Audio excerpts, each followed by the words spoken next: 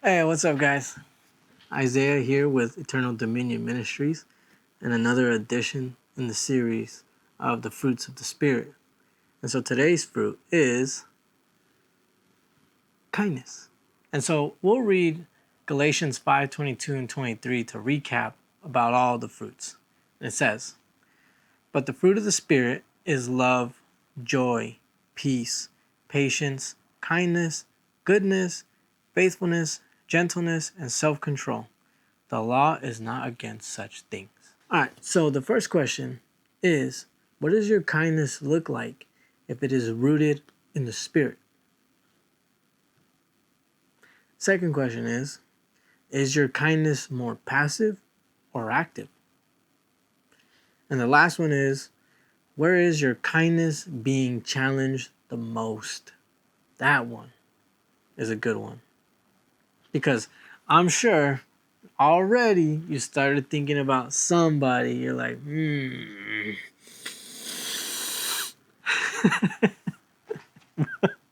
I'm sorry. Okay. But where is your challenge? So, where is your kindness being challenged the most? It might be with somebody, or it might be in a certain situation. Maybe a certain situation keeps happening, or you keep finding yourself in this situation, and you're finding it difficult to be patient. So, I know that kindness is something that we can have difficulty producing in moments of frustration, anger, and when we feel like we've been wronged. I don't want to get too far into that because we'll probably dive into it later. But as always, let's look at the definitions. And so the first one is the biblical definition. How does the Bible define kindness? And so the Bible defines it as doing good, being good to others, demonstrating love, compassion, and generosity. Demonstrating other godly traits such as love, grace, and forgiveness. So how does the dictionary define kindness? And it is defined as the quality of being friendly, generous, and considerate. So, again, not too bad. It's all right. But I mean, how could you really mess kindness up? I'm sure they'll find a way. As always, we know that the Bible was not written in English. It was written in several different languages, and Greek being one of them. So what is the Greek word used for kindness? And the word is Christotes. Christotes. I hope one of those was right. But it is derived from Christos. Christos, which means good, kind, benevolent, or useful. That is the word that is used for kindness or goodness. So Christotes is the word used for kindness or goodness in the Greek. And so currently, I don't know if you've seen these billboards around, but it says like pass it on. Like there was one up the street from me. It had Dolly Parton on it, and it said pass it on. Kindness, pass it on. And I was like, so I was curious. I looked up the website to see, okay, what is this movement about? What's going on here? And why is Dolly telling me to pass it on? Pass what on? Oh, wait. In this movement, it was encouraging others to find the good in everybody and to spread kindness, which is, in essence and in the idea, which is not too bad. We should all be kind to each other. Us as believers, we should always be kind with everyone. Believers, non-believers. So some might say treat one better than the other, treat non-believers better. Jesus treated all of his disciples and everybody equally. The thing that always fascinates me the most is just thinking about how Jesus showed the same amount of love and grace towards all his disciples. So when that moment of, one of you guys is going to betray me, they were like, okay, well, who is it? Oh, this guy, I think it might be. They were pointing fingers and they were trying to figure out who. And that to me shows that God didn't really treat anyone or any of them any differently than the other. And so that's how we should treat everyone. We should live to be kind to all. Give that fruit of kindness to everyone. And so in this movement, it was saying, find the good in all. But we as believers, we know there's something wrong with this. And it is that no one is good. Nobody. I'm not good. You're not good. Nobody is good. And there's always this like argument of, what if someone lives a good life and they give all the charity, give everything to charity, they live their whole lives, and this argument where the good person, they go to hell? And the answer is yes, they go to hell. Why? Because they're living away from Christ. No one is good. You can do good things, you can do good deeds, you can do good works, but that's all it is. It's just works, deeds, things that you do. But that's not what our salvation depends on. It depends on faith. It depends on the relationship you have with Christ the Son and God the Father. That's what matters. It's not about giving everything you have. It's not about doing so many good works. It's not about that. But we got to remember that no one is good. And Jesus himself reinforces this idea. Let's turn to Mark 10:18. Why do you call me good? Jesus asked him. No one is good except God alone. See? No one is good. Still want some more? How about Psalms 14:3? All have turned away, all alike have become corrupt. There is no one who does good, not even one. So, as we can see, there's multiple verses reinforcing the idea of no one being good. There's no one that is good. We inherently aren't good people. We are selfish creatures by nature. We always want things for ourselves. We want everything to work out for us. We would rather win than watch others win.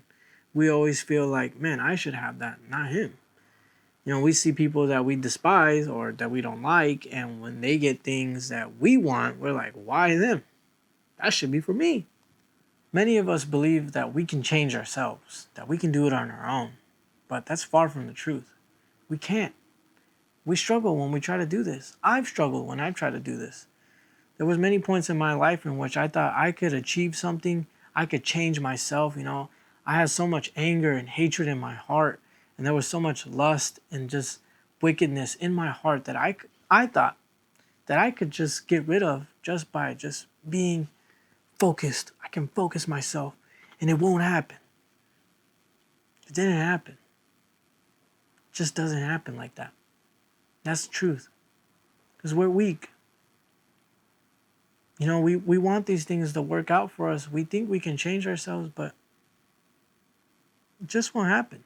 And especially when it comes to kindness, especially if you have so much anger and hatred built up in your heart, you can't bring it out. You can't bring out that fruit of kindness. It's just too hard. We need Christ to change us. We need Christ to work in our heart, to mold our heart of stone, to change out our heart of stone. So we have a heart of flesh, a heart that longs for God. We need him to change. Without him, it's just not possible. I have myself, there's multiple people that have already come to me and said that, like yesterday, there's a guy, a worker at the gym I go to, and he has this problem with somebody else, and he's like, I'm gonna do this and that, blah blah, and then my fiance was like, yeah, and Isaiah, he can help you out too, and then he looked at me, he's like, what? He's like, for real?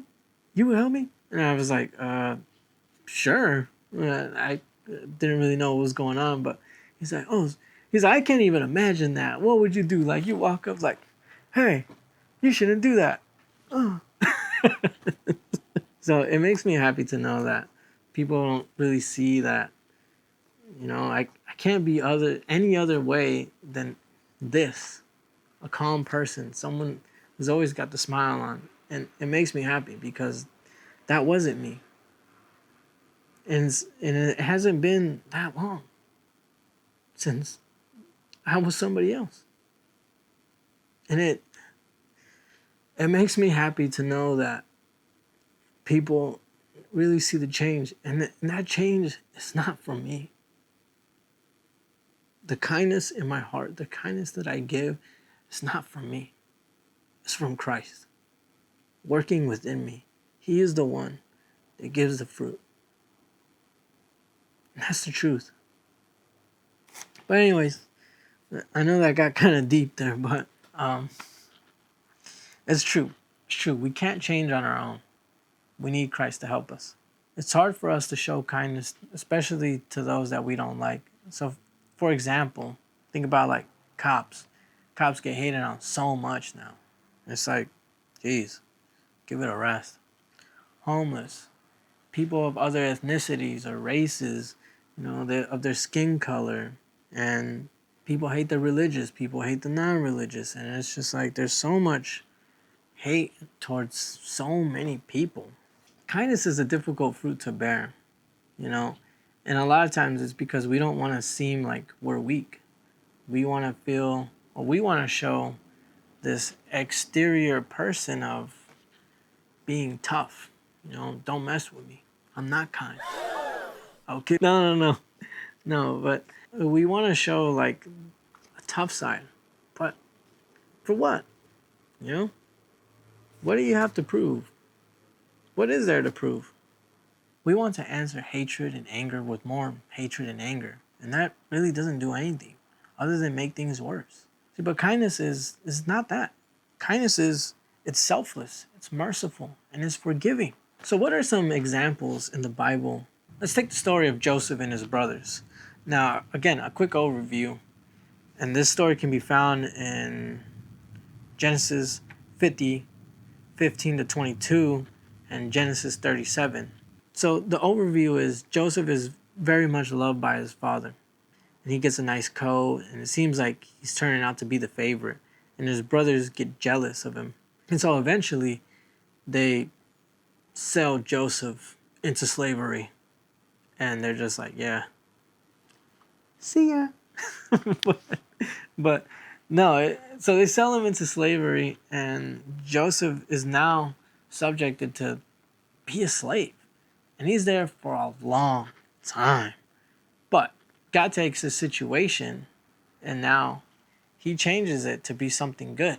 He was able to interpret a dream had by someone that was part of this Egyptian government or whatever. But he tells this person that his dream basically means that there's going to be a great famine that's going to last 7 years, and that they need to start preparing themselves. And so through this interpretation, they begin working to gather resources, store resources, so that way they can survive the famine. And because of this, they do.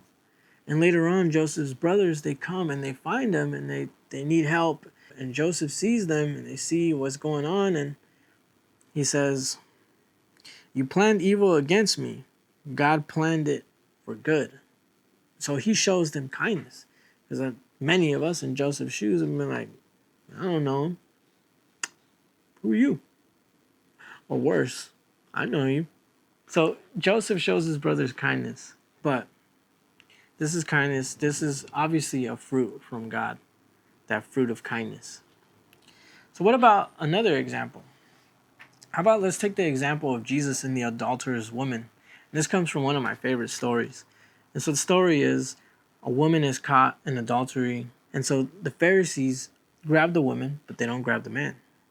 And this is important because the law of Moses says that if someone is caught in adultery, they must stone the man and the woman. But they only brought the woman. They bring this woman and they ask Jesus, what should we do with her? And they're like, we're ready to stone her and she deserves death. And Jesus says, well, he who is free of sin, who has never sinned, may cast the first stone. And they're like looking around, they're thinking about all their sins, and they're like, man, you know what? Yeah, I gotta go. So eventually all the Pharisees leave, and the woman is left with Jesus. And so Jesus shows her forgiveness, shows her mercy, and he tells her, neither do I condemn you. Go, and from now on, sin no more. And so through this fruit of kindness, he shows her forgiveness, shows her mercy. And he tells the lady, go, live your life, but sin no more. And that is key. In trying to be kind, we let others do things that we know they shouldn't be doing. And that's wrong. And that is something that we need to really think about. So kindness is not something that shows weakness. It shows the opposite. It shows the strength in the spirit. It shows the strength that one can have when they're walking in the spirit. Think about Joseph, how much strength it took to look at his brothers that sold him into slavery. How much strength it took for him to say, I forgive you and I'm going to help you. How much strength it took for Joseph not to be affected by the wicked plans that were acted out on him by his brothers. And so to touch back on the story of Jesus and the adulterous woman, biblical kindness is not about excusing or comforting someone in their sin, but gently leading them toward the truth and restoration. That is being kind. We never see Jesus comforting the Pharisees about what they're doing. We never see him allow destruction of his Father's word or his temple or the places that are seen as righteous. Kindness is patient and compassionate, yet also truthful and corrective when needed. Christ came to change sinners, not the other way around. So here we are at the end, and as always, some final questions. First question is my kindness rooted in Christ or in a desire to be liked? Second question is, how do I treat people who can't offer me anything in return? And the last question is, how can I find Christ in those who do me wrong? But anyways, that's it, guys. I hope you guys enjoyed it. And as always, if there's anything that I missed or that you would like to add, you can leave it in the comments. I'd love to read it. And that's it. See ya.